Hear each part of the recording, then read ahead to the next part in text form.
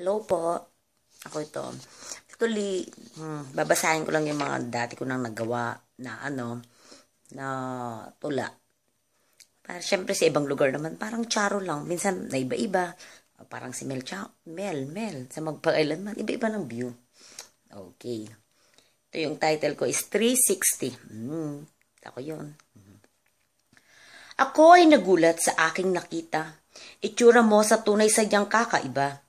Litrato mong tinitignan ibang-iba ang ganda. Anong nangyari ngayong kaharap na kita? Hindi mawala sa aking isipan. Paano mo nagawa itsura ay pagtakpan? Ang kagandahan ay wala sa anyo yan. Nasa loob at may mabuting kalooban. Ako'y iyong nilinlang sa iyong itsura. Hindi ko naman hangad ang mukhang artista. Magpakatotoo ka lang ay gusto na kita. Ngunit ako'y binigo mo sa aking nakita. Hindi naman masama ang hangad na gumanda. Huwag lang sobra-sobra dahil kalabisan na. Baka sa sobrang kagandahan ay malintikan ka. Kahit sarili mong ina, di ka na makilala.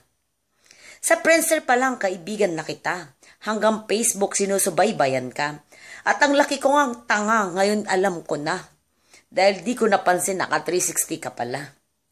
Ako'y di humusga sa inyong kaanyuhan. Naging tapat ka lang sana sa iyong kaibigan. Si Aling Jonicia dapat mong tularan dahil proud na proud sa kanyang kagandahan. Yun lang po. Walang pinapatamaan.